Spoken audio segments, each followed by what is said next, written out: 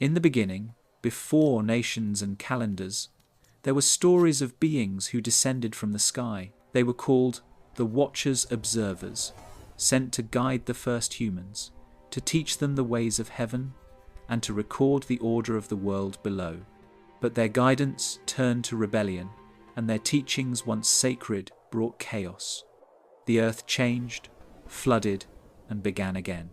Yet fragments of their presence remain in scriptures, in ruins, and in the silent pattern of the stars. Across cultures and centuries, their names were rewritten, their memory buried beneath faith and time. Tonight, we follow those traces, the forgotten records of the sky, the ancient cities aligned with light, and the story of those who watched humanity rise, fall, and remember. Join us as we retrace the descent, the punishment, and the legacy of the Watchers, the beings who guided and punished the first humans. The descent of the Watchers. In the oldest accounts of human origin, there are stories not of gods who created from afar, but of beings who came down to walk among the first humans. They were called the Watchers. The name appears in ancient Mesopotamian tablets, in fragments from the Dead Sea Scrolls, and in the apocryphal Book of Enoch. Their role was not to rule, but to observe, to record the actions of humankind as witnesses of the heavens. Yet something happened that changed their purpose. In the texts, observation turned into interference. The Watchers became the first teachers and then the first transgressors. The Book of Enoch, written more than 2,000 years ago, but drawing on older oral traditions, describes how 200 beings descended from the sky onto Mount Hermon, a snow-capped ridge in modern-day Lebanon. The leader was named Semjaza, followed by others Azazel, Kakabel, Arachiel, and Tamiel. They made a pact, swearing together that they would not abandon their plan once it began. The text says they descended in the days of Jared, a name meaning the descent, perhaps marking the event itself as the origin of that generation's story. These Watchers, according to the account, took human wives and taught them hidden arts, metalworking, enchantments, cosmetics, and the reading of the stars. Azazel showed men how to forge weapons and sharpen blades. Semjaza revealed charms and binding spells. Penemu taught writing, and Barakel taught the observation of heavenly signs. What began as a mission of guidance turned into contamination, for their knowledge altered the balance between humans and the divine. In Enoch's writing, this crossing of boundaries caused much godlessness to spread across the earth. Archaeologists have long noticed that stories of sudden leaps in knowledge appear across early cultures around the same era. Around 3200 BCE, the first written script appeared in Sumer. Metal tools replaced stone, cities rose along rivers. The Watchers in these myths may symbolize this leap, the strange acceleration of human skill, as if someone had unlocked a forbidden gate. In later interpretations, the Watchers became angels cast out for their defiance, their punishment linked to floods and extinction. The Book of Giants, found among the Dead Sea Scrolls, adds that the offspring of the Watchers and human women were enormous beings, the Nephilim. Their strength and hunger drove chaos. The earth, it says, cried out to heaven because of them. This phrase echoes a pattern in many older myths, from the Sumerian tale of the Apkallu to the Greek Titanomachy stories, where divine hybrids disrupt order until a higher power intervenes. In one fragment from the Aramaic Enoch scrolls, a passage describes the Watchers teaching the secrets of heaven, including the cycles of the sun and moon and the signs of the earth. Some scholars see this as ancient astronomy encoded in myth. Others read it as a warning that sacred knowledge, once shared with those unready, leads to ruin. The story's calm tone hides its gravity. The punishment for the Watchers was not simple banishment, but confinement. The texts describe them as bound beneath the mountains until the day of judgment, suspended in darkness yet still conscious. Mount Hermon, the place of descent, remains a geographic curiosity. Its snow-fed streams form the Jordan River, It lies at the crossroads of ancient Canaanite, Israelite, and Mesopotamian territories. Archaeologists have found shrines on its slopes dating to the Bronze Age, small stone enclosures facing the sky, perhaps built for rituals of observation. Even the name Hermon is linked to the Semitic root hr, meaning to devote or to bind, which some linguists think recalls the oath the Watchers swore. Later traditions reinterpreted the Watchers as fallen angels under a new name, the Grigori in Greek, or the Igigi in older Akkadian myths. In Sumerian accounts, the Igigi were laborers for the higher gods, stationed between earth and sky, who once revolted against their endless watch. Their rebellion led to the creation of humankind to replace them as workers. These overlapping tales suggest that the Watcher's fall was remembered across different lands under many titles, each describing a similar act of dissent and disobedience. The punishment described in Enoch was both physical and symbolic. It says the archangels Michael, Gabriel, Raphael, and Uriel were ordered to bind the leaders of the Watchers in chains beneath the earth. Azazel was cast into a desert pit and covered with rough stones. Others were confined in valleys of the earth until the final reckoning. Some traditions claim these valleys were beneath mountains, others beneath the sea.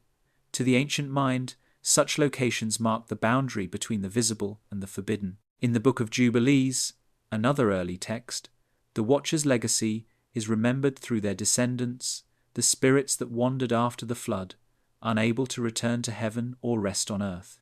These were said to become the unclean spirits, the restless forces that whisper to humankind. In later centuries, religious scholars debated whether these stories were literal or allegorical.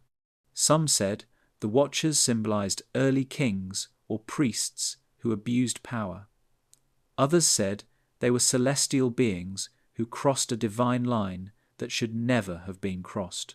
The theme of the Watchers also appears outside the Near East.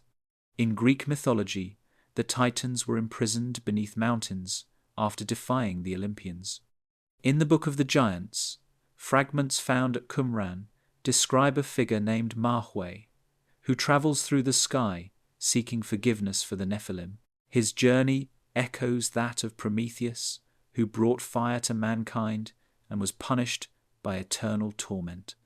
The parallels between these stories suggest a shared memory, an ancient reflection on knowledge, punishment, and the limits set by higher powers. Over time, the Watchers faded from mainstream scripture, excluded from the canon that shaped later religious traditions. Yet their traces remain. In Ethiopia, where the Book of Enoch survived in the Ge'ez language, local legends still speak of angels who walked among the early people and vanished into the mountains. In Jewish mysticism, they became symbols of vigilance and temptation. In Christian writings, they were referenced in passing by early theologians who warned against seeking forbidden wisdom. Even in the modern era, the idea persists under new names. Ancient astronaut theories reinterpret the Watchers as extraterrestrial visitors.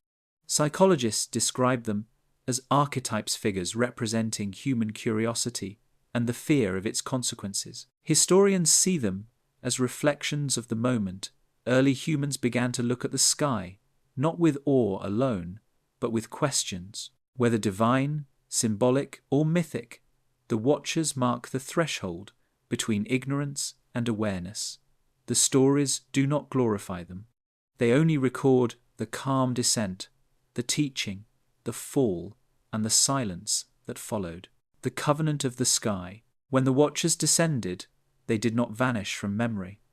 Across the centuries, their presence became ritual, their lessons transformed into observances of the sky. Ancient people began to measure their lives not by seasons alone, but by the movement of constellations. They believed that what happened in the heavens shaped the fate of the earth below. This belief formed what later became known as the covenant of the sky, an unspoken agreement between humankind and the beings who once came down to guide them. In the Book of Enoch, The Watchers were said to have taught humankind the signs of the heavens, instructing them in the knowledge of the stars. Early Babylonian astronomers described these teachings as Shemu Shame, meaning the names of the skies. They saw the night sky as a record of divine law, where each star marked an oath and each planet moved according to a command. The covenant was not written on stone, but in motion, light, and silence. To look upward was to remember a promise made before the flood.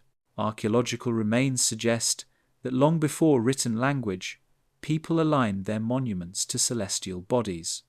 The Passage Tomb of Newgrange in Ireland, built around 3200 BCE, is illuminated by the rising sun on the winter solstice. The stones of Nabta in Egypt align with Sirius and Orion's belt. At Göbekli Tepe in modern Turkey, the oldest known ceremonial site, carved pillars depict animals and abstract symbols that some scholars interpret as constellations. In these alignments, one can trace a shared memory, the human effort to preserve a dialogue with the heavens. Among the earliest civilizations, this connection to the sky was guarded by a specific class of people. In Mesopotamia, they were called Baru, the seers or watchers of signs. Their role was to read omens, to observe eclipses, and to interpret the behavior of planets as messages. The temple archives of Nineveh contain hundreds of clay tablets listing such observations. If Venus rises in the east, the crops will flourish. If Mars stands in the house of Capricorn, there will be war. These records reveal how the covenant had evolved, not as worship, but as administration of divine knowledge. In ancient Egypt, priests of Heliopolis kept a similar watch. The Book of the Heavenly Cow, carved on the walls of royal tombs, describes a time when the gods retreated into the sky after humanity rebelled. To maintain harmony, the pharaohs were charged to keep the connection unbroken. They built temples aligned with the heliacal rising of Sirius, marking the flood of the Nile. Each year, when the star reappeared at dawn, offerings were made, songs recited, and the link between heaven and earth renewed. This ritual cycle was both memory and obligation the covenant expressed through precision. In the Hebrew texts, traces of this agreement appear in more veiled form. The prophet Amos writes, "Seek him who made the Pleiades and Orion." Job speaks of God binding the chains of the Pleiades and loosing the cords of Orion. The celestial language remains, though the watchers themselves are gone. The stars became their replacements, silent witnesses to divine order. The heavens were now the lawful record, not the teachers who once stood beside men. In the highlands of Armenia, near Mount Ararat, archaeologists uncovered stone circles and megalithic observatories that predate the known civilizations of the Near East. Their orientations mark equinoxes and solstices, suggesting an early awareness of celestial cycles. Legends from the region describe beings from the firmament who taught agriculture and laws, then departed with a warning never to forget the sky. The people built stone markers to maintain that remembrance. The covenant became geography, embedded in stone, traced by shadow. Throughout the ancient world, stories of this pact took different forms. In Central Asia, Zoroastrian tradition spoke of Ahura Mazda, sending the Amesa Spentas, radiant beings of wisdom, to instruct early tribes. In the Vedic hymns of India, the Devas descend to restore order when humans forget divine law. Even in China's oldest chronicles, the Son of Heaven ruled by mandate derived from celestial approval. All these narratives describe a balance between above and below, a pattern where harmony depended on human acknowledgement of the sky. Some scholars view the covenant of the sky as the origin of astronomy itself. It created a system where observation became devotion. By watching the stars, humans could anticipate floods, harvests, and eclipses. The act of measuring heaven became a form of reverence. Ancient observatories such as those at Chanquillo in Peru or Stonehenge in Britain may not have been built for religion alone, but as instruments of synchronization calibrating human activity to cosmic rhythm. But there is also another interpretation, preserved in hidden texts, like the Testament of Amram, found among the Dead Sea Scrolls. In one fragment, a voice speaks of two watchers standing before a dreamer, one dark, one bright, both claiming authority over mankind. The dreamer asks which one rules the world, and the answer is silent. Some researchers believe this reflects an older belief, that the covenant was not only about guidance, but also about division. Knowledge could enlighten or enslave, depending on who held it. In later centuries, the covenant motif reappears in religious architecture. The domes of Byzantine churches, the minarets of Islamic mosques, and the rose windows of Gothic cathedrals all mirror celestial geometry. Circles, stars, and crosses repeat the same alignment, the reminder that sacred order still descends from the heavens. Even when the names changed, the structure of belief did not. Humanity continued to build upward, reaching for the invisible axis that once connected them to their watchers. One of the most remarkable symbols of this ancient agreement lies in the city of Babylon. Its ziggurat, etymologically meaning house of the foundation of heaven and earth, was said to be a replica of the cosmic mountain where the gods once met mankind. The tower's 7 stages mirrored the 7 visible planets. Priests ascended in silence, stopping at each level to perform rites aligned with the celestial spheres. Though the tower later inspired the story of Babel, its purpose was not defiance, but remembrance, to sustain a channel between the earthly and the divine. Over time, this connection faded into allegory. Astronomy became science. Astrology became superstition. Yet the idea of a covenant persisted in subtle ways, in calendars, in festivals tied to solstices and equinoxes, and in the enduring human habit of looking up for meaning. What began as a pact between sky and soil became the foundation of civilization's rhythm, to measure, to record, to align. When night falls and the first stars appear, we are still observing a contract older than writing.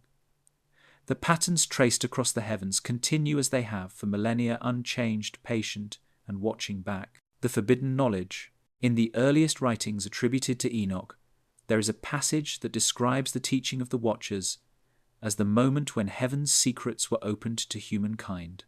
It says that men learned what they were never meant to know. The texts do not describe this as enlightenment. They call it corruption. Knowledge, in this context, was not discovery, but trespass. It altered the natural order and created a new distance between humans and the divine. The story begins with the Watchers sharing the arts of civilization. Azazel taught men how to make swords, knives, and breastplates. Amazarach taught the secrets of root cutting, an early reference to medicine, or perhaps to poisons. Penemu revealed writing, the system of recording thought. Barakel taught astrology. Gadriel showed humans how to make weapons of war. The record of Enoch lists these teachings plainly, as if inventorying evidence from a crime. The knowledge was valuable. Yet it came without the discipline that once guarded it. Archaeologists date the rise of metallurgy to around 3500 BCE, when copper began to replace stone for tools and weapons. In mythic time, this was the same era that followed the descent of the Watchers.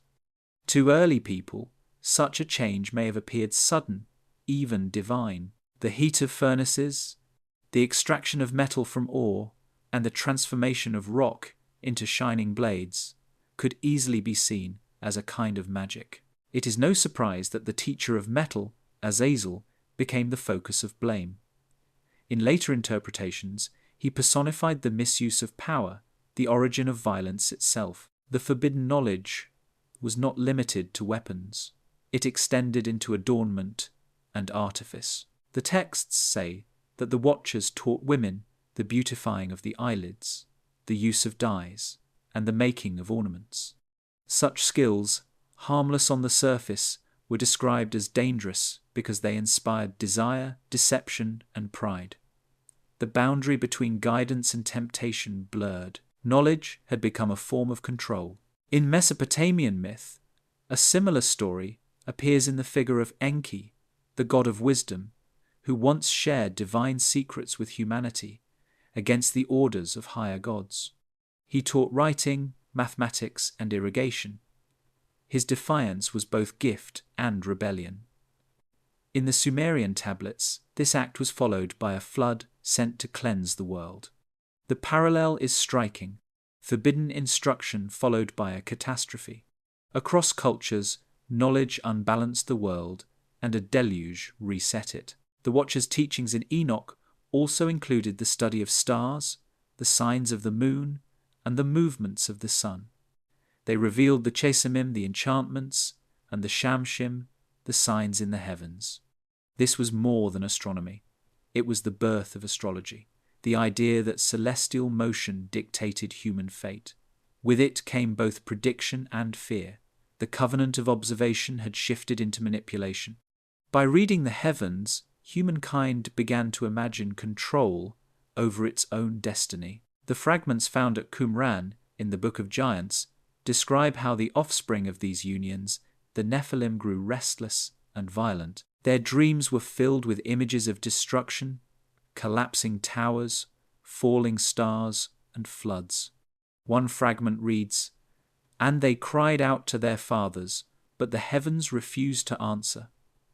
This passage suggests that the punishment had already begun. The forbidden knowledge could not be unlearned, yet it had severed communication between heaven and earth. In ancient Babylon, clay tablets preserve similar themes. One of them, part of the Enuma Elish, describes how humans learned sacred crafts and used them for their own ambition. The gods responded with silence, withdrawing their favor. The story of the Tower of Babel later echoed this idea, the attempt to reach heaven through human skill and the resulting confusion of tongues. In both traditions, knowledge turned into fragmentation. The more humanity learned, the less it understood. The Egyptians recorded their own version through the figure of Thoth, the god of wisdom, who was said to have written the Book of Thoth, a text that contained the keys to all understanding. Those who read it gained power over life and death, but were cursed by madness. The pattern repeats: revelation followed by ruin. The mythic rhythm of the forbidden knowledge remained constant across continents, an echo of a single memory translated into many languages. By the time of the early Hebrew prophets, this idea had evolved into a warning about arrogance. The prophet Isaiah writes of the day star, who sought to ascend above the clouds and was cast down, the Watcher's fall, and the rebellion of the Shining One, later called Lucifer, mirror each other. Both stories describe beings who reached beyond their assigned place, bringing light to a world not ready to bear it. Some fragments of the Enochic literature suggest that not all knowledge was condemned, only its misuse. Enoch himself was said to have been shown the true secrets of heaven.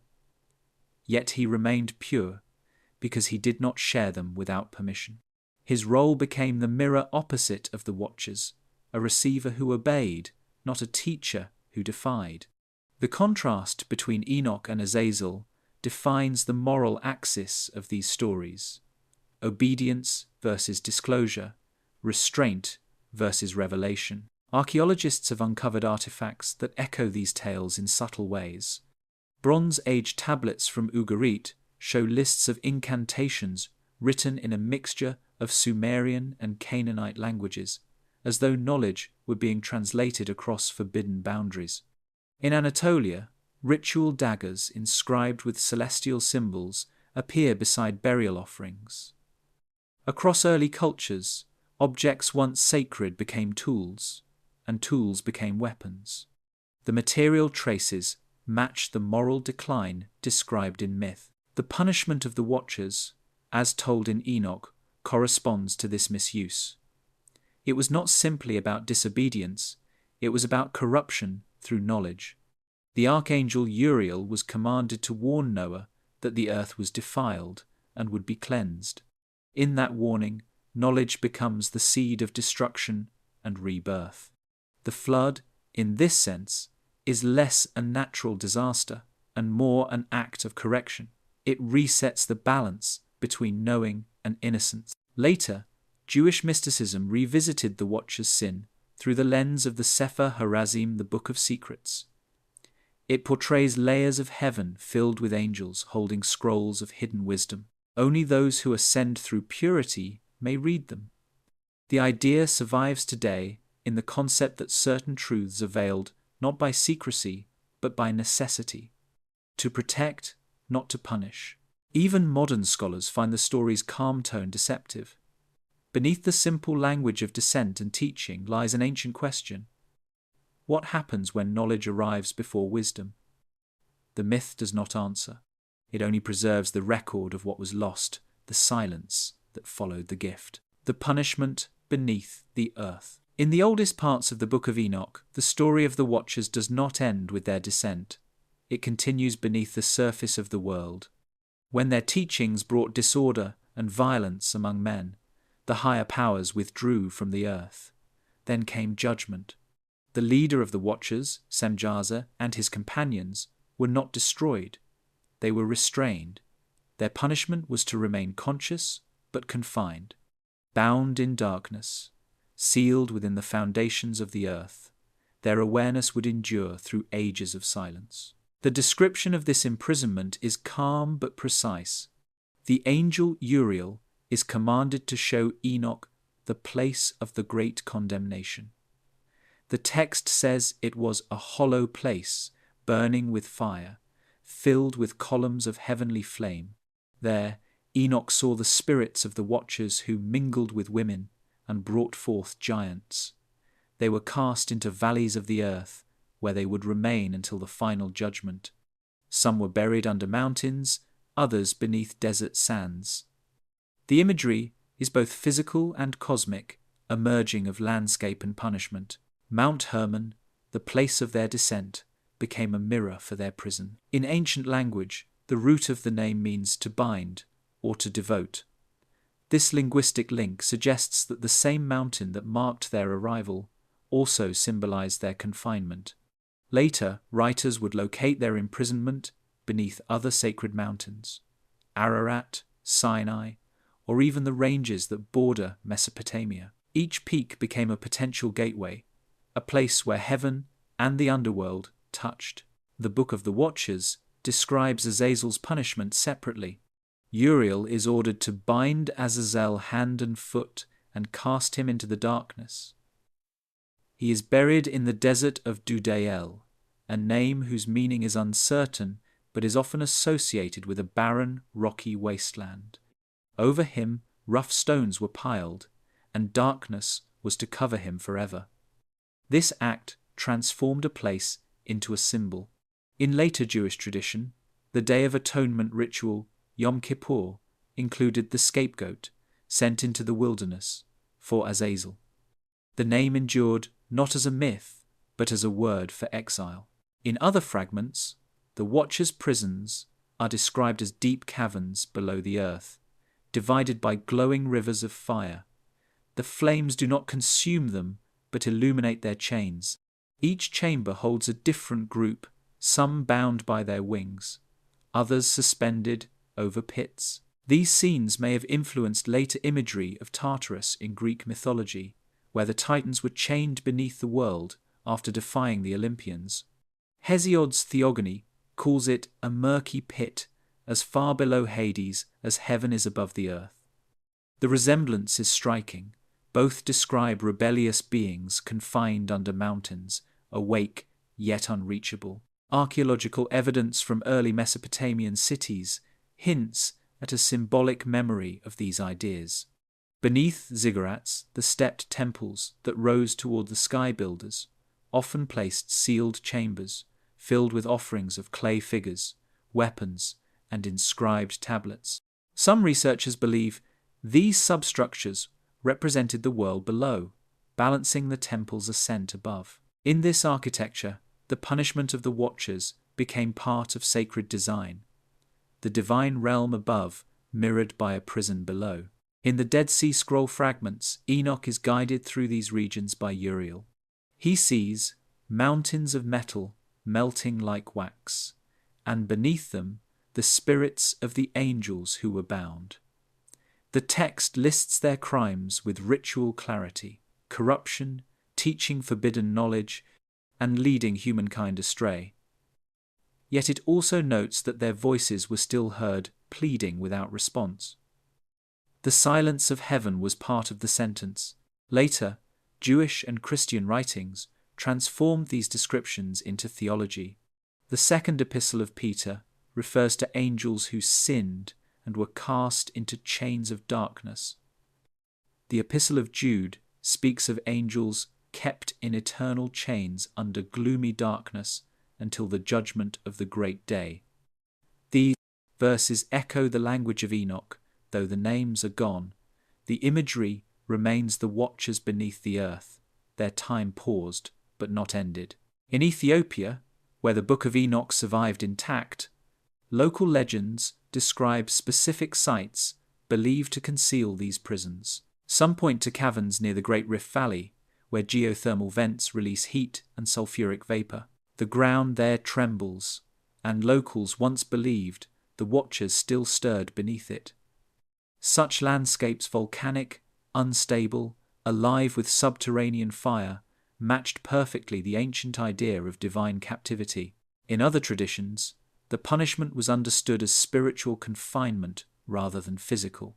The fallen beings were said to inhabit the deep places of the mind, the regions of shadow where forbidden thoughts arise. Gnostic texts later described the archons, rulers of the lower realms, trapped by their own ignorance. Their prison was knowledge misused, the echo of the Watcher's first mistake. The geography of the earth became an allegory for the structure of the soul. There are also whispers of a different interpretation, one preserved in obscure mystical writings. Some said the chains were not to restrain the Watchers, but to anchor the world itself. Their presence below the surface was necessary to balance the weight of the heavens above. Without them, creation might collapse inward. In this view, their punishment became a duty, their rebellion transformed into reluctant guardianship. The fallen maintained the stability of the world they once endangered. Across cultures, the theme of imprisonment beneath the earth persisted. The Hittites spoke of Kumarbi, who bit into heaven's god and was sealed below the mountains. The Persians described Angra Mainyu, the destructive spirit, bound in the underworld until the world's renewal. In the Hebrew Sheol, the Greek Tartarus, and the Christian Hell, the same pattern appears: divine law preserved through containment. The silence beneath the ground became the foundation upon which the living world rested. Modern geology has sometimes been read through the lens of these myths. Ancient volcanic fields, deep fissures, and trembling mountains have long been associated with voices beneath.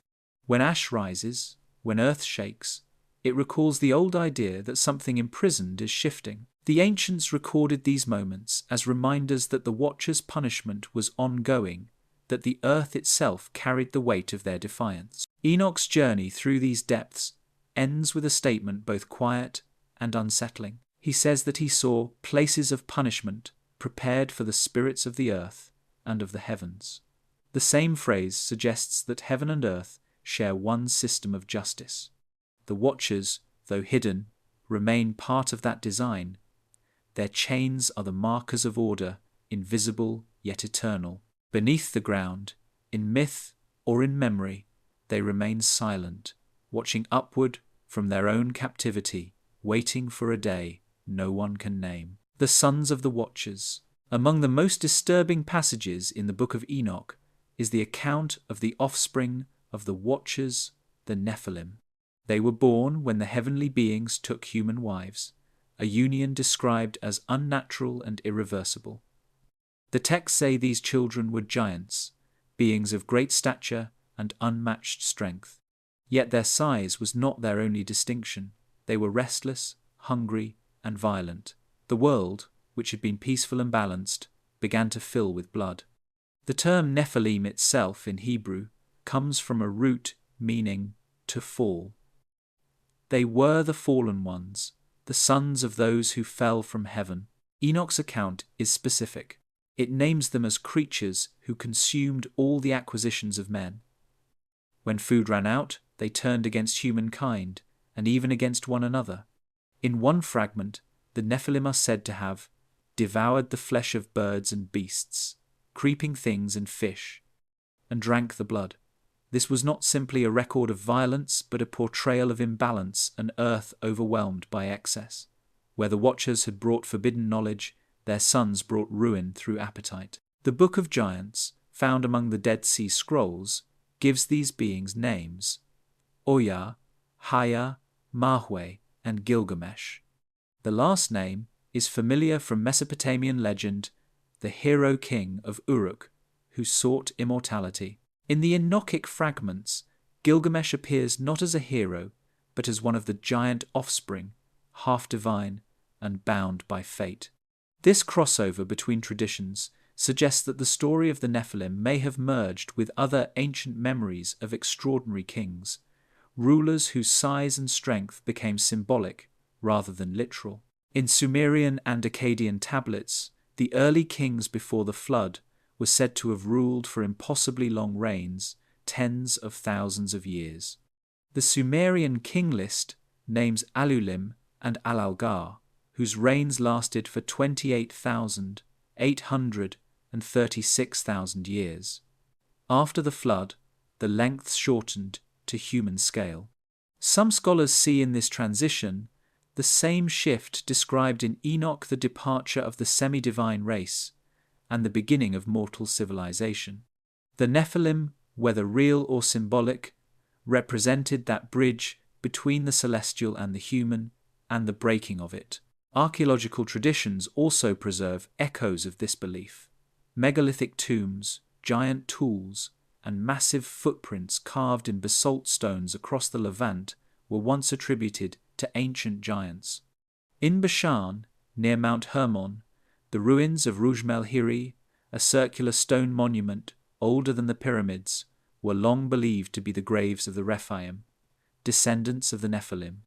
The site's outer walls measure hundreds of feet in diameter, its stones weighing tens of tons. The structure's alignment to solstices and equinoxes suggests not random construction, but precise astronomical knowledge. To ancient inhabitants, such precision combined with scale could only be the work of those who inherited the knowledge of the Watchers. In the Book of Jubilees, written around the 2nd century BCE, the story of the Nephilim is retold with moral clarity. It says their violence filled the earth, and every imagination of men's hearts was evil continually. The phrase mirrors the account in Genesis, where God decides to destroy the world by flood. The link between Enoch and Genesis becomes unmistakable. The offspring of the Watcher's beings, neither human nor divine, serve as the cause of the world's first destruction. Their existence violated the boundary between heaven and earth, and their extinction restored it. Some scholars have attempted to interpret the Nephilim as symbolic of dynastic rulers, early kings, who claimed descent from the gods. The Egyptian pharaohs, for example, called themselves sons of Ra, and the Sumerian kings often traced their lineage to the Anunnaki. The Nephilim, in this reading, are not literal giants, but figures of authority, their greatness measured in power rather than height. Yet the persistence of physical imagery, bones, footprints, and massive architecture suggests that ancient people took the stories more literally than we might assume. In 1912, archaeologists working in Syria discovered basalt sarcophagi larger than any known human skeleton could occupy. Though no remains survived, the scale reignited old debates. Across Anatolia and the Caucasus, local legends spoke of builders who walked across mountains, leaving behind roads and fortresses no later civilization could explain. Whether coincidence or cultural memory, these accounts align with the mythic descriptions of the Nephilim as the first architects' giant figures shaping the world before the flood. The Book of Giants describes their fate in fragments of dreams. One of them, named Oya, dreams of a massive tablet submerged in water. The tablet bears their names, and as it sinks, the writing is erased. The interpretation given by Enoch is simple: the flood will come, and with it, their memory will vanish.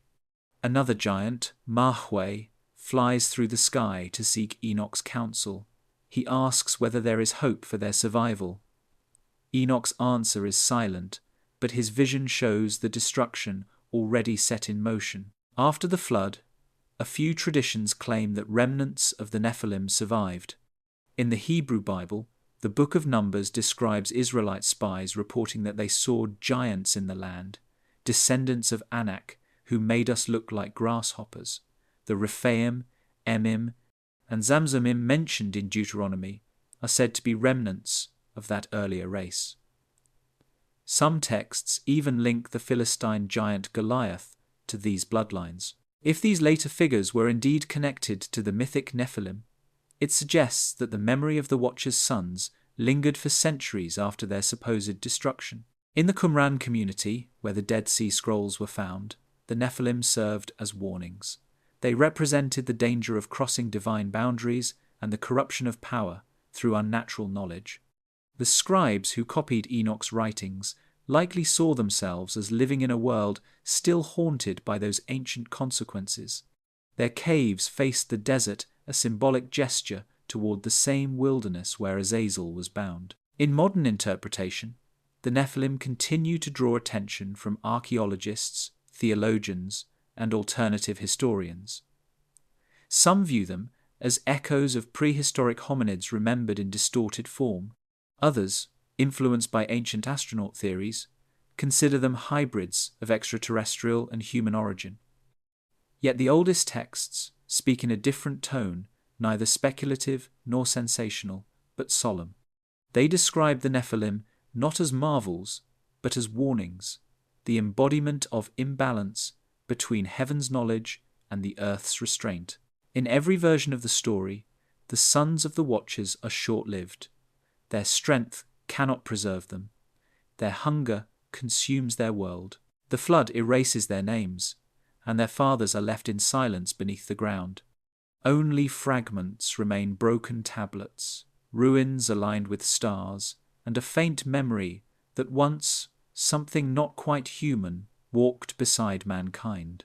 The flood and the silence. In the writings attributed to Enoch, the flood is not described merely as an act of destruction. It is portrayed as a necessary silence, the cleansing of a world that had grown too loud with the voices of corruption. The Watchers had taught forbidden knowledge. Their sons, the Nephilim, had filled the earth with violence. The air itself, according to the text, was filled with cries that reached unto heaven.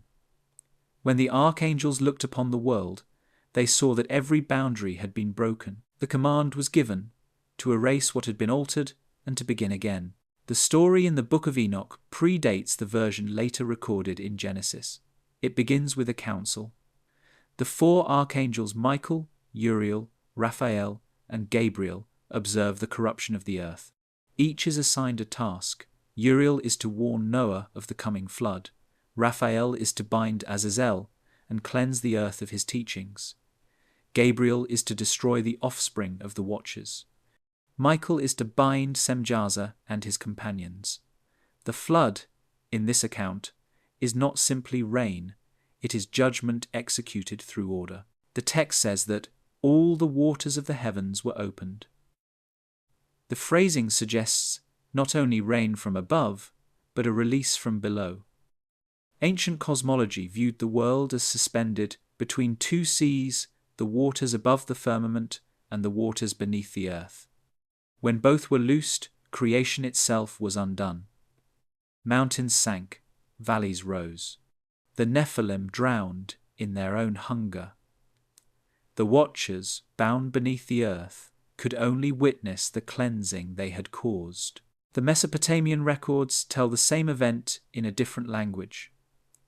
In the Epic of Gilgamesh, the survivor is Utnapishtim, warned by the god Ea to build a great vessel. The flood lasts 6 days and nights, covering even the highest mountains. When the waters recede, Utnapishtim releases birds to test the air. He offers sacrifice, and the gods gather like flies around the offering. The oldest Sumerian version, found on tablets from Nippur, names the survivor Ziusudra. In each story, the pattern remains: a divine warning, a deluge, and a renewal. The cause, though phrased differently, always returns to moral decay, the mixing of divine and mortal, and the misuse of knowledge. In Genesis, the flood narrative becomes shorter, more measured. Noah is described as a righteous man, perfect in his generations, a phrase that some scholars interpret as a way of saying untainted by the blood of the watchers. God sees that the earth is filled with violence and decides to blot out man, beast, and creeping thing. The rain falls for 40 days. The ark rests on Mount Ararat. After the flood, a covenant is made, sealed by the appearance of a bow in the clouds. The silence of the world becomes the background for a new beginning. Ancient cultures treated floods as more than history. They were renewal cycles, cosmic resets. In Egypt, the annual inundation of the Nile erased boundaries and made the land fertile again. In India, Vedic hymns speak of Manu, the first man, saved by a divine fish to repopulate the earth. In Mesoamerica, the Popol Vuh describes multiple creations and destructions of humanity, each by flood, fire, or darkness. The rhythm is the same: corruption, cleansing, silence, and rebirth. The flood in Enoch is described with an unusual calm. There is no triumph, no celebration of survival. It is presented as inevitable, as if the world itself longed for rest. The earth complained of the lawless ones, says the text. The waters rose upon the face of the earth, and all was covered. The phrase, "the earth complained," suggests that creation was alive and aware, burdened by what it had witnessed. The flood was not revenge, it was relief. When the waters receded, the story turns to Noah.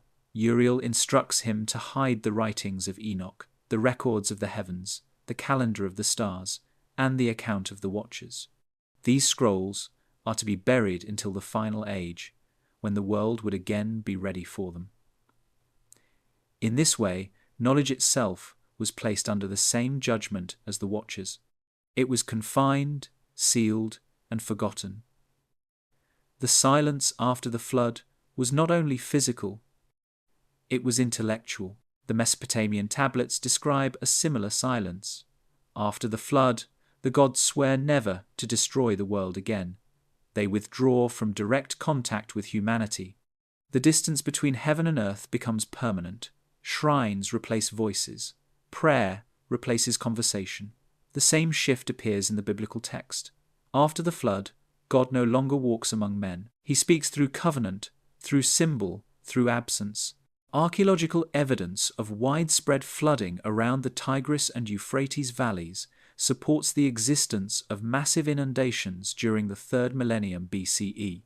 Silt layers, broken pottery, and sudden interruptions in settlement patterns match the period often linked to these myths. Yet the physical evidence, while real, cannot explain the precision of the stories, the names, the measurements, the moral pattern. These belong to memory, not geology. In later Jewish and Christian writings, the flood became a symbol of baptism and purification, but in the original texts, it is closer to an erasure. The Book of Jubilees says that after the flood, the spirits of the giants continued to wander as shadows, restless and unending. They were called Ruachot Ra'im, evil spirits. They no longer had bodies, yet they influenced humankind through dreams and sickness.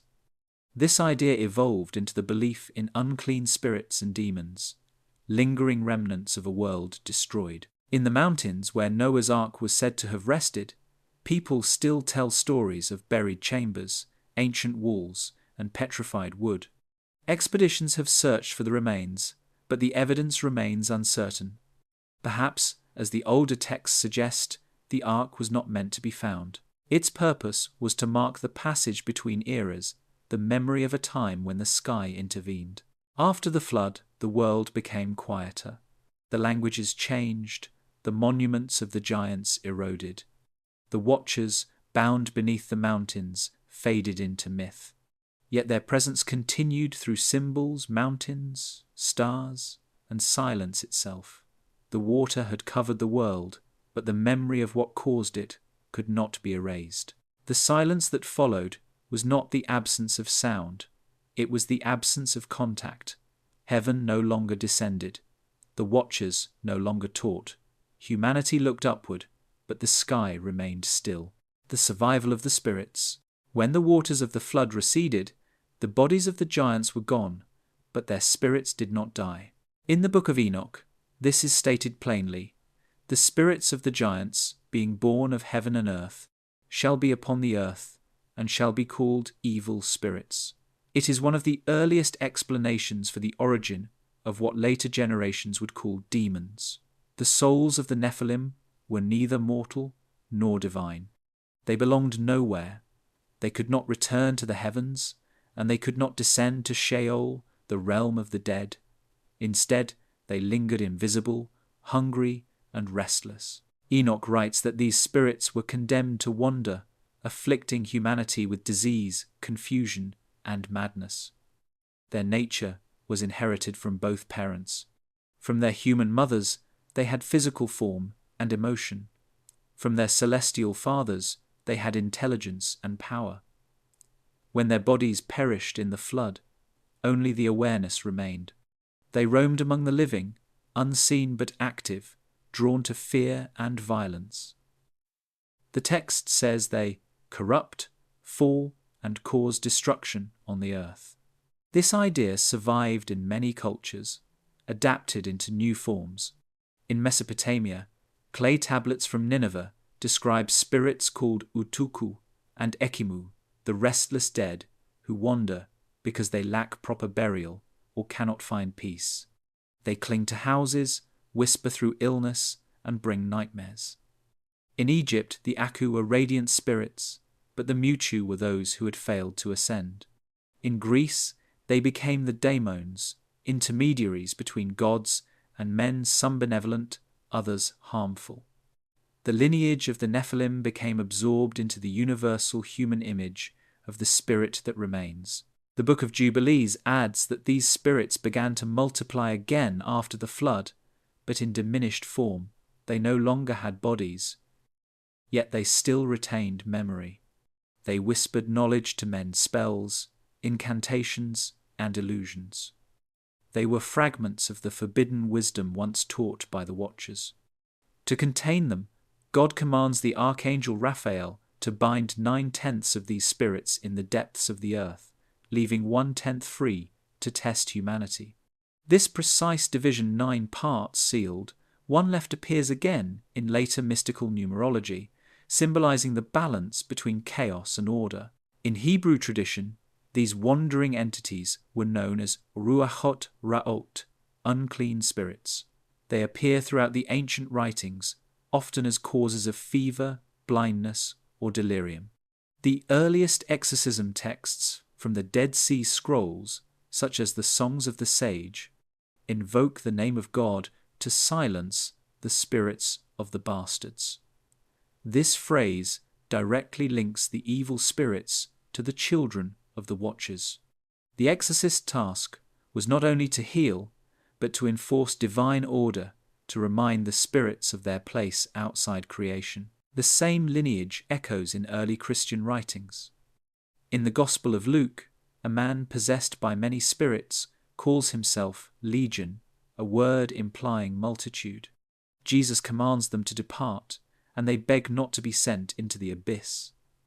The abyss in ancient Greek is abyssus, meaning bottomless depth, the same place where the Watchers were bound. In Revelation, the abyss reappears as a pit opened by a key, releasing a smoke that darkens the sun. From it emerge locust-like beings described as spirits of torment. The imagery is consistent across centuries: the bound below, the restless above, the cycle of release and restraint. Outside the Near East, similar accounts appear. In Persian texts of the Avestan tradition, devas are spirits who deceive mankind, remnants of a war among heavenly beings. In early Indian scripture, the asuras are powerful entities cast down from the sky, condemned to dwell beneath the earth and influence mortals through illusion. The same structure repeats: a fall, a punishment, and a lingering presence. The floodwaters may have washed the world clean, but consciousness itself carried the mark forward. The persistence of these stories suggests a deep human observation that certain forces, once unleashed, cannot be destroyed, only displaced. The ancient writers describe this in the language available to them: wandering spirits, haunting dreams, unseen hands that turn order to chaos. In psychological terms, they might represent memory itself, ancestral guilt preserved as myth. In religious terms, they are the continuing testimony of a broken covenant. Archaeological traces of these beliefs remain in ritual objects meant to contain or repel such spirits. In Babylon, terracotta plaques depict demons with raised hands and inscriptions of protection. One figure, Pazuzu, was both feared and invoked, used to ward off lesser spirits. In ancient Israel, amulets bearing angelic names Michael, Raphael, Gabriel were worn as shields. In Egypt, eyes were painted on coffins to watch the unseen realm. Each object represents the same idea: the world is shared, not only with the living. The Book of Enoch states that these spirits thirst but cannot drink. They hunger but have no mouths. Their suffering is eternal because their nature is incomplete. This image reappears in later mystical writings as the description of demons trapped within human desire, strong but unsatisfied, intelligent but unfulfilled. The silence after the flood was meant to end them, but instead it defined them. They became echoes, existing only through the minds that remembered them. Even the structure of prayer in later faiths reflects this inheritance. In the Hebrew Shema, the invocation to love the Lord with all your heart is both devotion and defense. In the Christian tradition, the phrase "deliver us from evil" is a direct continuation of the ancient fear of the wandering spirits. The same is true in Islam, where the jinn made of smokeless fire mirror the restless souls of Enoch's giants. They too live unseen, testing humankind through temptation and whisper. The survival of the spirits is not told as horror, but as balance. It explains why darkness persists after renewal, why temptation exists after salvation. The ancient texts make no promise that these spirits will vanish. They remain until the final judgment, bound to the same fate as their fathers beneath the earth. The punishment is endurance without rest. The world above continues, and they, invisible, remain as its shadow. In the last lines of Enoch's account, there is a quiet observation. And the spirits of the giants oppress, corrupt, fall, and fight. They destroy the earth until the day of the consummation. The great judgment, it is neither prophecy nor warning, only record. The story leaves them where it began, in between realms, waiting. The hidden records of Enoch. According to the ancient texts, when the judgment upon the watchers was decreed, one man was chosen to preserve what remained of the knowledge they had revealed. His name was Enoch, the seventh generation from Adam. The writings call him the scribe of righteousness. Unlike the watchers, he was permitted to see the secrets of heaven, but not to share them freely. The Book of Enoch says he was taken by the archangel Uriel to witness the structure of the world, the courses of the stars, and the laws that governed them. What he saw became known as the hidden records of Enoch. In the oldest Ethiopian manuscripts, the account is divided into several sections. The first describes Enoch's journey through the heavens. The second, called the Book of Luminaries, is an astronomical text. It explains the movement of the sun and moon through 6 gates on the horizon, each corresponding to months of the year. The descriptions are mathematical, detailed, and consistent with real celestial motion. For this reason, some modern scholars have called it an early scientific document, an ancient calendar system preserved under the language of revelation. The text states that the year consisted of 364 days divided into 4 quarters of 91 days each.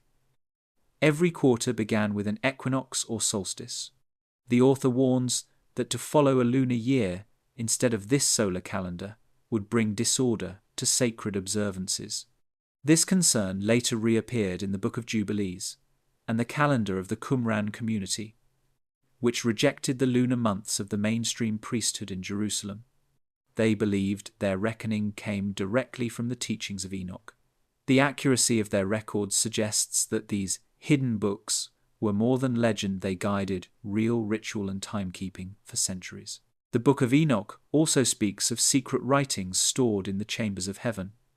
These contain maps of the stars, the names of the angels who move them, and the laws that determine the balance between day and night. When Enoch returns to earth, he is commanded to record all he has seen in 366 books. The number itself may be symbolic, one for each day of the solar cycle, plus 2 for the gates of dawn and dusk. The text says he wrote them with the ink of light, a phrase interpreted by some mystics as a metaphor for revelation through vision, rather than through pen. Before the flood, Enoch gives these writings to his son Methuselah, with instructions to preserve them in stone. Some versions say they were hidden in the mountains near the waters of Dan. Others say they were sealed beneath the sand. When the floodwaters came, the knowledge was said to be protected, awaiting rediscovery in a later age. Centuries later, fragments of the Enochic books reappeared among the Dead Sea Scrolls, fragments that match, in part, the Ethiopian text. The survival of these writings through 2,000 years of silence remains one of the most unusual recoveries in the history of sacred literature. In the second section of the Enochic text, Enoch is shown the storehouses of the winds, the treasuries of the snow, and the pillars of heaven. These are not metaphorical places, but physical structures described with technical precision. He records the mechanisms by which rain is measured, thunder produced, and seasons balanced. Ancient readers interpreted this as divine explanation of natural law. To later scholars, it reads like an early cosmology, a vision of the world as a machine maintained by order. In another fragment, Enoch describes the tablets of heaven, upon which the destinies of nations are written. When he asks who reads them, the angel replies, "The watchers who have not fallen." This distinction marks a turning point. It suggests that while some of the celestial beings rebelled, others continued their service, maintaining the order that the covenant of the sky demanded. The records Enoch was allowed to see were part of that lawful structure, not the forbidden wisdom that brought ruin. The ancient world's fascination with sacred writing may trace back to this moment. The Egyptians called their hieroglyphs Medjugorje, the words of the gods. The Sumerians used the term Mi, meaning divine decrees inscribed in heaven. In both cultures, writing was not invention, but revelation. The legend of Enoch fits this belief perfectly. Knowledge descending, recorded, then concealed. His books were not human compositions, but transmissions of cosmic law. Among the Dead Sea Scrolls, one fragment, known as the Book of the Mysteries, describes a hidden library containing scrolls of the luminaries, scrolls of the judgments, and scrolls of the names of the heavens. The language and themes are unmistakably Enochian.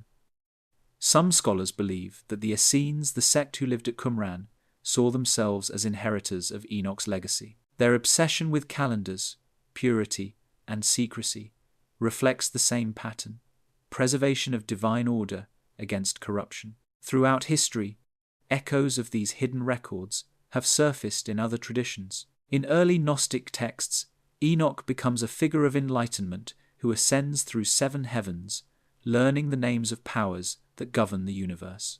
In Islamic tradition, he appears as the prophet Idris, the one who was raised to a high station, credited with inventing writing and measuring the stars. In medieval mysticism, he becomes associated with Hermes Trismegistus, the teacher of sacred geometry and alchemy. Each culture reinterprets him according to its own framework, but the core image remains a man who received the structure of the cosmos and hid it to protect humanity from misuse. There are persistent stories of physical remnants of his writings. Some claim that scrolls of copper or stone tablets inscribed with Enochic symbols were found near the Dead Sea, though no verified discovery exists. Others suggest that the Emerald Tablet of Hermes and even sections of the Book of Abraham in later scriptures may be descendants of this mythic archive. Regardless of authenticity, the fascination endures because the theme itself speaks to something ancient and unresolved, that knowledge, once revealed, must be hidden again until the world is ready. In one of the final passages of the Book of Enoch, he writes, "I have written this for the generations of the world, that they may understand, yet not reveal until the appointed time." It is a statement of restraint rather than secrecy. The knowledge itself is not evil, its misuse is. The same idea appears in the rituals of later mystery schools, where initiates were sworn to silence not to hoard power, but to preserve order. The legend of Enoch's records forms a quiet bridge between myth and science, between revelation and observation. His writings are said to have measured the sky, recorded the calendar, and defined the moral architecture of the world. Whether literal or symbolic, they represent the belief that understanding is sacred only when accompanied by balance. And so the story ends where it began, with writing. The Watchers had taught men to carve symbols, and Enoch used those same tools to record their downfall. His scrolls, buried beneath flood and time, remain the silent counterpart to the voices that once spoke from the sky. The return of the Watchers. The Book of Enoch ends with silence, but later traditions insist the Watchers never vanished entirely. Their descent was followed by confinement, and their punishment by waiting. Yet, through the centuries, there were whispers that some of them, or their influence, returned. The world after the flood had changed, but the sky remained the same, and with it, the memory of those who once came down. Their presence, unseen but persistent, moved through prophecy, vision, and secret teaching. In the fragments of the Book of Giants and the later apocrypha known as the Apocalypse of Enoch, there are brief accounts of voices that spoke from the deep. They were said to communicate through dreams and symbols rather than words. One line describes a whisper in the wind that stirs the sand, a phrase some scholars interpret as a metaphor for inspiration or intrusion. For ancient readers, these voices were warnings that the old powers were not gone but dormant, reaching upward through cracks in the silence. By the time of the Babylonian exile, stories of the Watchers had already changed form. Prophets like Ezekiel described visions of wheels within wheels and beings of light descending from a burning sky. The description does not name the Watchers, yet the structure is familiar. Celestial observers returning to inspect the earth. The prophet Daniel, writing a generation later, uses the term ear, meaning watcher, to describe a holy messenger who decrees judgment against King Nebuchadnezzar. The same word once applied to the fallen beings is now used for divine ones. The boundary between rebellion and obedience had blurred again. In the Dead Sea Scrolls found at Qumran, several texts refer to a future time when the Watchers shall arise to their stations. The community there believed that history moved in cycles, that what had fallen would one day be restored in its proper order. For them, the return of the Watchers did not mean rebellion but correction. Yet other writings, especially those influenced by apocalyptic thought, saw the same return as danger, a reopening of the gates once sealed by the flood. The historian Josephus, writing in the 1st century, notes traditions among the Jews and Greeks that certain mountains were haunted by angels who descended long ago. Mount Hermon, where the Watchers first came down, continued to hold that reputation. Travelers in the Roman era recorded local stories of lights over the summit and of voices heard in the snow. These accounts, though brief, kept alive the belief that the Watchers' presence had never completely faded. During the early centuries of Christianity, the theme shifted once more. Church fathers like Tertullian and Irenaeus acknowledged the story of the Watchers as true but reinterpreted it. They claimed that the fallen angels still roamed the air, influencing philosophy, sorcery, and false worship. Tertullian wrote that they were the authors of forbidden arts, whispering their secrets to those who seek them. In this view, the return of the Watchers was not physical, it was intellectual. Every heresy, every deviation from accepted doctrine was seen as their echo. The Gnostic movements of the 2nd and 3rd centuries took a different stance. They believed that the Watchers were not evil, but misunderstood that they were bringers of light suppressed by lesser powers. In their cosmology, the material world was a prison built by a blind creator, and the Watchers were fragments of higher truth attempting to awaken humankind. Texts like the Apocryphon of John and On the Origin of the World reinterpret the story as liberation through knowledge. What one faith condemned as rebellion, another regarded as enlightenment. In Islamic tradition, centuries later, the story reappears under new names. The Quran mentions Harut and Marut, 2 angels sent to Babylon, who taught people magic but warned them not to misuse it. They were said to be suspended between heaven and earth as punishment. The resemblance to the Watchers is unmistakable, the same descent, the same forbidden teaching, the same restraint. Persian commentators on these verses describe the angels as bound in a well near ancient Babel, accessible only to those who sought hidden wisdom. The legend continued, reshaped to fit a new theology, but carrying the same structure of fall, knowledge, and confinement. Throughout the Middle Ages, stories of angelic descent merged with tales of secret brotherhoods and hidden schools. Hermetic texts claimed to preserve fragments of Enoch's lost wisdom. Alchemists wrote of intermediary spirits who guided them toward understanding the fabric of matter. In the 13th century, the scholar Albertus Magnus warned that true philosophers must distinguish between divine illumination and the whispers of those who walk the air. Even in the cautious language of scholasticism, the echo of the Watchers remained. In Renaissance writings, the theme returned with force. The mystic John Dee, advisor to Queen Elizabeth I, recorded communications with entities he called angels of the ether. The language they used, which he named Enochian, claimed descent from the speech of the first Watchers. Dee believed it to be a recovery of pre-flood knowledge, a restoration of the lost covenant between heaven and earth. His journals, written between 1582 and 1608, mirror the pattern of the old texts: descent through vision, revelation through symbols, and the danger of misuse. Even in modern times, the idea persists. In the 20th century, writers reinterpreted the Watchers as beings from other worlds, early visitors who once guided humanity and may return again. The descriptions in Enoch of fiery chariots, luminous beings, and hidden knowledge have been compared to accounts of unidentified aerial phenomena. Though framed differently, the structure is the same. Arrival from the sky, sharing of knowledge, and consequences that change the course of civilization. Yet the tone of the original writings remains calm, almost resigned.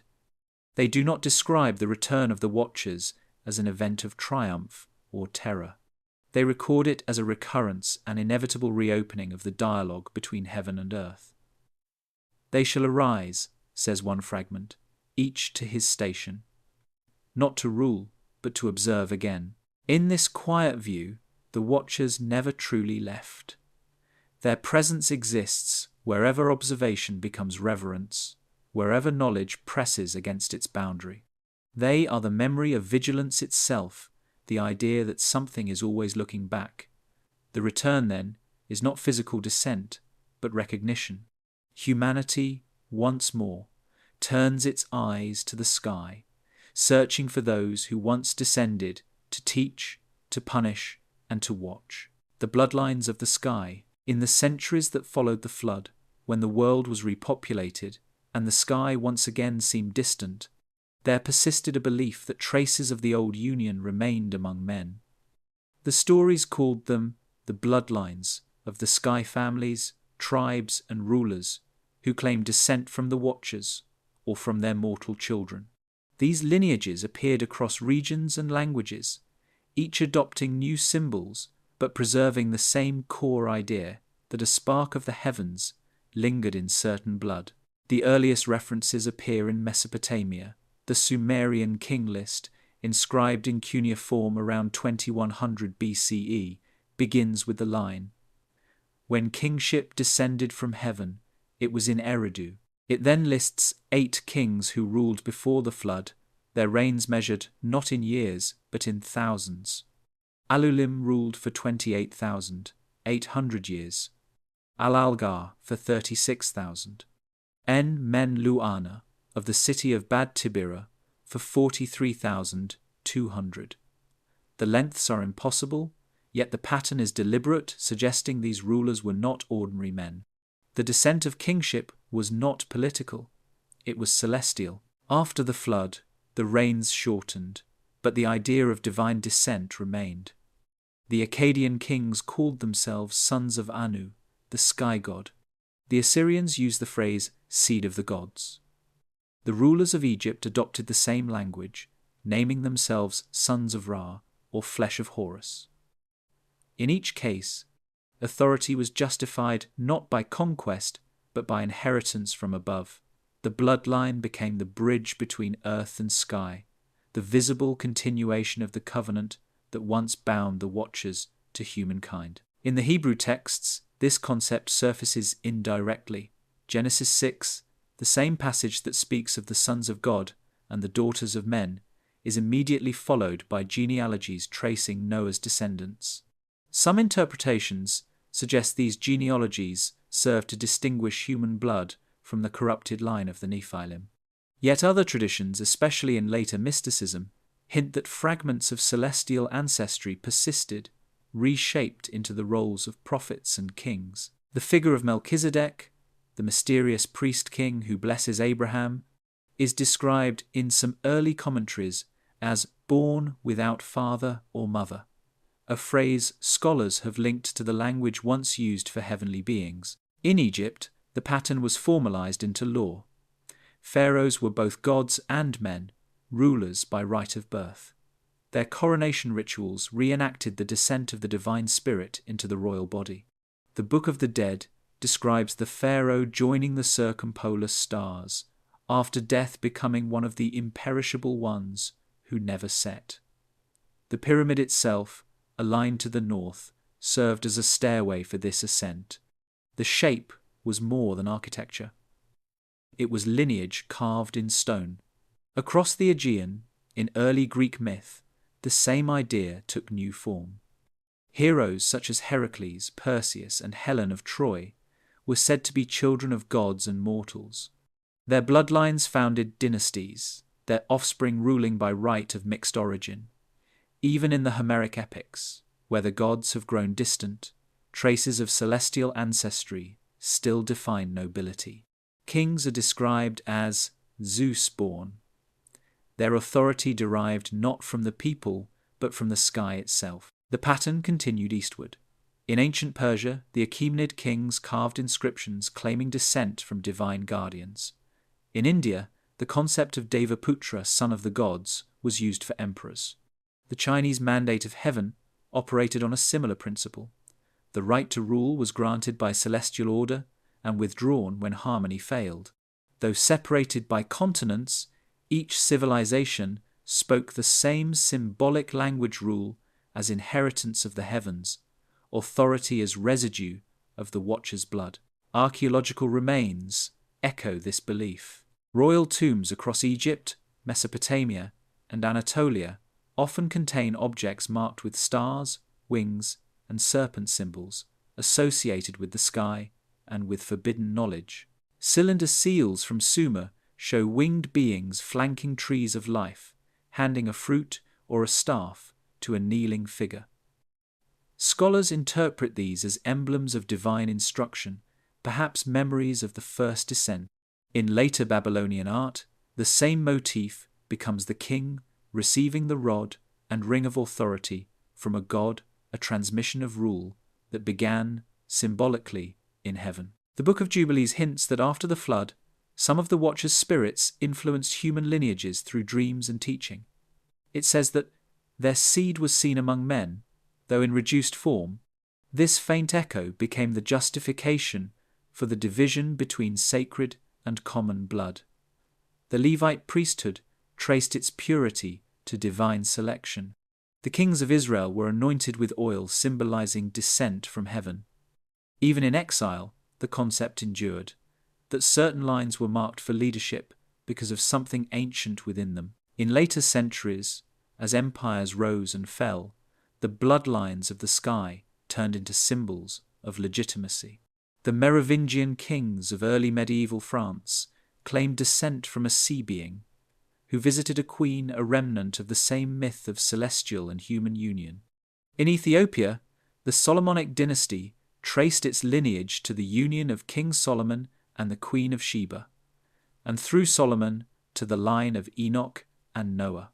In Japan, emperors claimed descent from the sun goddess Amaterasu, while in Mesoamerica, rulers of the Maya and Inca dynasties described their ancestors as those who came from the stars. Historians view these claims as political myth, yet their persistence reveals something deeper. The concept of sacred blood is not about power alone. It is memory, the distant recollection of an age when the boundary between heaven and earth was porous. The Watchers had once walked among men, and their presence, though condemned, had given rise to order, knowledge, and law. To claim descent from them was to claim a fragment of that lost authority. Even modern institutions preserve remnants of this idea. Symbols on royal crests, the halos of saints, and the use of terms like divine right all descend from the same invisible root. The ancient languages that once called rulers sons of heaven have faded, but the structure of reverence remains.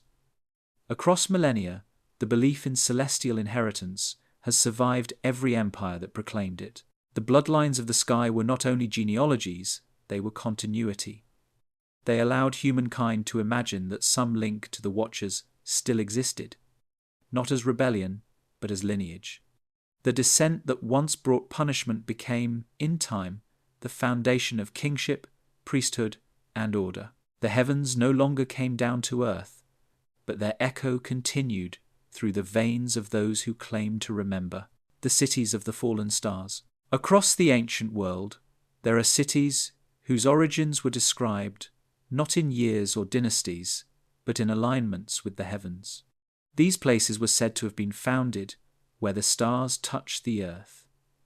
To later generations, they became the cities of the fallen stars' sites, where the Watchers, or those who followed their knowledge, built monuments to preserve what could not be spoken. The stones that remain weathered, silent, and precisely aligned are the only witnesses to that memory. In Mesopotamia, long before Babylon rose, the city of Eridu was called the house built on the abyss. Archaeologists date its earliest settlement to around 5400 BCE. Its first temple, dedicated to Enki, the god of wisdom and water, was constructed in layers, each new structure built upon the ruins of the one before it. Ancient texts describe Enki as descending from heaven to establish order and to teach the rites of civilization. In later translations, his name was associated with the same beings called Watchers. The ziggurat that replaced his temple centuries later was aligned with the star Canopus, one of the brightest in the southern sky, visible over the Persian Gulf. From the ground, it would have appeared as if the star hovered just above the structure's summit. Farther west, the ruins of Baalbek in modern Lebanon rise on a platform of stones so large that their purpose remains uncertain. The heaviest single block, known as the Stone of the Pregnant Woman, weighs over 1,000 tons. Ancient accounts claimed that the fortress was built by beings who fell from the heavens. The Roman temples that later occupied the site reused the same massive foundations. To early chroniclers, Baalbek was the city of the sun, its foundations laid by giants before the flood. The name itself, Baal-Bekar, means Lord of the Valley, a title that echoes the old divine order of the Watchers. In Egypt, the Great Pyramids of Giza align almost perfectly with the cardinal points.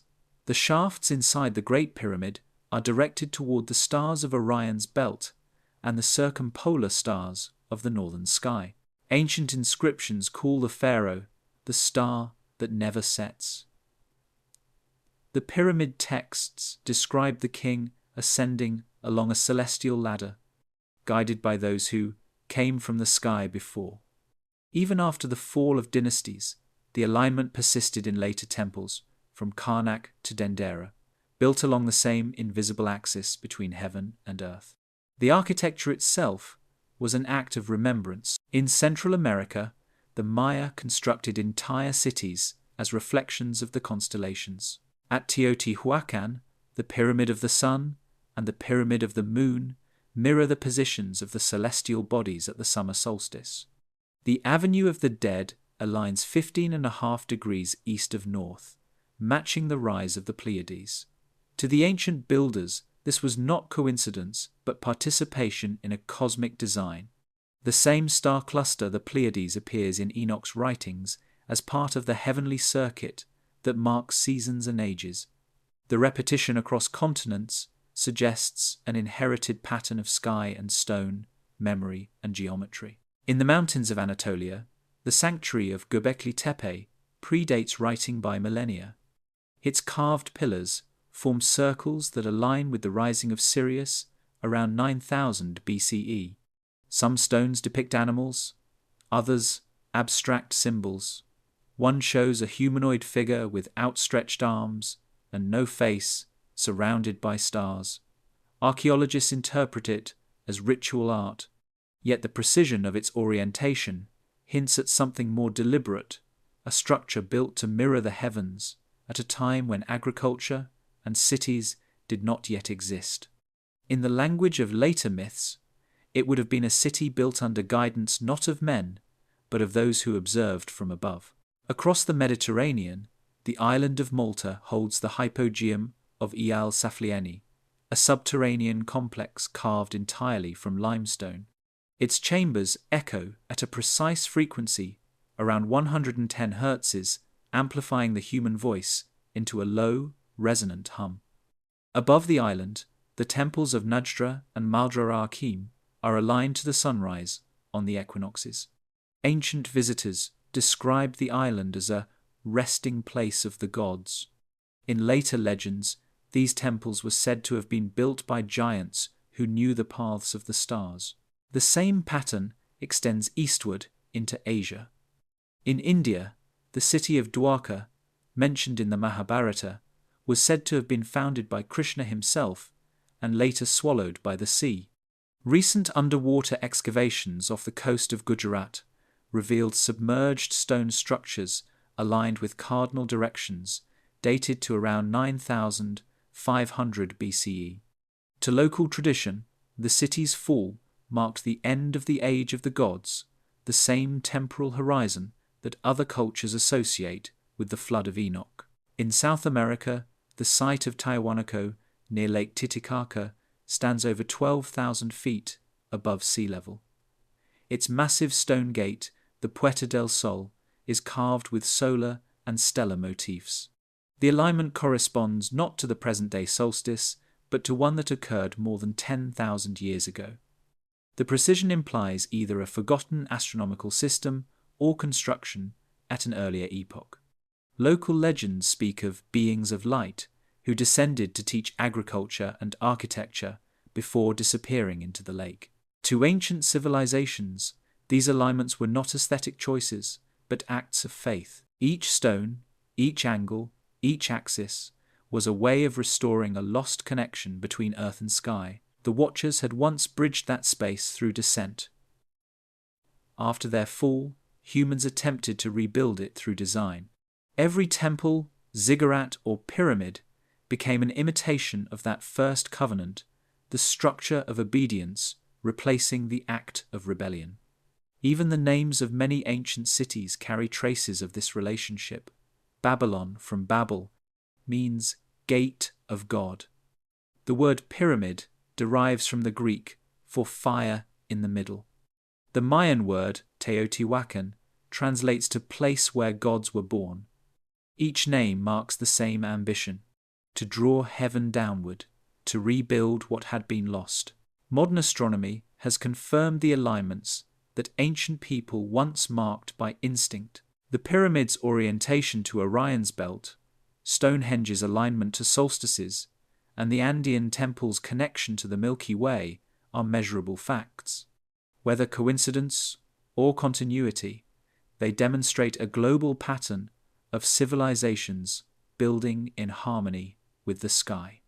The myths of the Watchers provide the story behind that pattern, the idea that the stars themselves once had teachers and the earth their students. When night falls over these ruins, the same constellations still pass overhead. The stones do not speak, yet their silence aligns with the rhythm of the heavens as faithfully now as it did thousands of years ago. The cities of the fallen stars remain as maps of memory, reminders carved in stone that something once descended, taught, and then was gone. The last watch. In the quiet of night, when the earth turns beneath the slow drift of the stars, the old story repeats itself. The Watchers, once condemned and forgotten, are recalled in silence through the act of observation itself. Humanity, now alone under the open sky, continues what they began. To look upward is to inherit their task, to measure, to record, to watch. The heavens that once sent beings to guide mankind now reflect back the gaze of those who have learned to observe without instruction. The ancient texts end with confinement and promise. The Book of Enoch closes on the image of the Watchers bound beneath mountains, awaiting the judgment of the great day. Yet the myth did not end there. It transformed. In later centuries, the role of the Watchers passed to humankind. Astronomers, prophets, priests, and philosophers all took their place at the edge of the known world, eyes fixed on the same sky. What began as a story of divine descent became a pattern of human ascent knowledge, rising to meet the heavens rather than descending from them. In Mesopotamia, temple towers became observatories. The priests of Ur and Babylon charted the movements of Venus and Jupiter, translating them into calendars and laws. In Greece, the study of the cosmos became philosophy. Pythagoras, Thales, and later Ptolemy described a universe ruled not by emotion, but by harmony. The Watchers of heaven had changed form. They no longer bore wings of light or faces of flame. They now worked with shadow, angle, and number. The heavens, once a dwelling place, became a diagram. The shift from divine to human Watchers marks one of the quietest transformations in history. The act of seeing replaced the act of being seen. Yet the structure of belief remained. The early scientists who built instruments to study the stars often did so within temples. Their measurements were offerings, their precision an imitation of the perfect order described by Enoch. Even in the language of mathematics, traces of reverence persisted. The circle, the constant, the unending orbit each was both a symbol and a prayer. In medieval manuscripts, the memory of the Watchers survived through marginal notes and secret diagrams. Monks who copied the Book of Enoch wrote beside its passages in Latin, Speculatores Caeli, Watchers of the Sky. Astronomers became inheritors of the ancient name. They did not know they were repeating it. When the telescope was invented, the Watchers' reach extended beyond vision. Moons, comets, and the shifting light of distant stars became subjects of record. The punishment of the old Watchers to watch forever had become humanity's vocation. By the time of the Renaissance, the heavens were no longer feared, but studied. Copernicus placed the sun at the center, Kepler measured its orbits, and Galileo turned lenses upward, writing of mountains on the moon and moons around Jupiter.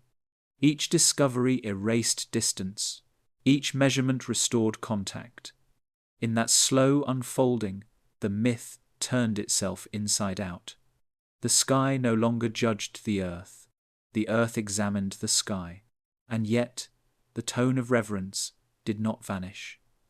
The astronomer and the priest still shared the same quiet posture, head tilted upward, stillness before mystery. The ancient covenant of observation, once broken by rebellion, had been restored through curiosity. The tools had changed, but the impulse was the same: to understand the order above, to find meaning in the patterns of light. In modern times, the watcher's gaze has expanded beyond the sky. Satellites circle the Earth, recording every movement of cloud and continent. Telescopes orbit in silence, capturing light from galaxies billions of years away. The act of watching has become global, continuous, and unblinking. The heavens that were once observed are now also used as vantage points. From the edge of space, cameras record the planet's surface, the ultimate inversion of the myth. The watchers now look downward. Some have called this the fulfillment of the old story. Others see it as repetition. The same curiosity that once lifted eyes to the stars now turns its gaze upon itself, building networks of constant observation. Cities glow at night, satellites cross the sky, and the boundary between watcher and watched grows thin. The ancient warning in Enoch's tale remains relevant. That knowledge without restraint can lead to imbalance. The lesson of the watcher's discipline within vision still applies, though its context has shifted from heaven to earth. Theological traditions preserved another version of the last watch. In apocalyptic writings, the bound ones are said to stir at the end of the age, rising from the depths when the measure of time is complete. The stars that fell would rise once more, not to teach or to rule, but to witness the final reconciliation of heaven and earth. Whether understood literally or as symbol, the idea endures. The watchers return when humanity is ready to see without corruption. In modern myth, the same image reappears under different names: observers from the sky, luminous visitors, entities that monitor human progress. In literature, in visions, in the quiet language of science fiction, the watchers live again. Each version repeats the same outline: arrival, guidance, error, and memory. The narrative never fully ends, because its structure mirrors the motion of the stars, cyclical, patient, recurring. What the ancients called punishment may now be recognized as purpose. The watchers were condemned to remain aware, never to rest, never to forget. Humanity, through its instruments and institutions, has inherited that same condition. We map, record, analyze, and preserve. We keep vigil over our planet, our history, and the sky above. The story continues, not as belief, but as behavior. In the stillness before dawn, when telescopes turn toward the horizon and sensors capture the faint light of distant worlds, the continuity becomes clear. The watchers are no longer beings apart from mankind. They are mankind. The heavens are not occupied by fallen angels, but by orbiting lenses and patient eyes, repeating their ancient task. The difference is only in form, not in function. Somewhere within that transformation lies the meaning of the myth. The watchers descended once to teach men to see. The price was exile. Humanity now looks upward, continuing the same act, perhaps without the same error. The sky remains unchanged, vast, silent, and aware. The last watch is not prophecy. It is practice. Every measurement, every photograph of a distant galaxy, every act of observation fulfills the covenant written long before language. The watchers endure, not beneath mountains or behind stars, but in the human will to look, to know, and to remember. The story of the Watchers ends in silence, but their gaze never left. From the mountains where they were bound to the cities aligned with stars, their legacy still shapes how we see the heavens. Each act of looking upward, each question about our beginnings, echoes the same ancient memory that we were once taught, warned, and left to continue alone. The myths call them fallen, yet their lessons endure in every search for truth. Perhaps watching is what defines us now. If you've journeyed with us through these forgotten histories and hidden skies, consider subscribing for more stories like this, calm explorations of the mysteries that shaped our world. Leave a comment below and share what you believe became of the Watchers and how their presence lingers today. Until the next night, keep your eyes lifted to the stars, for some stories are still being observed.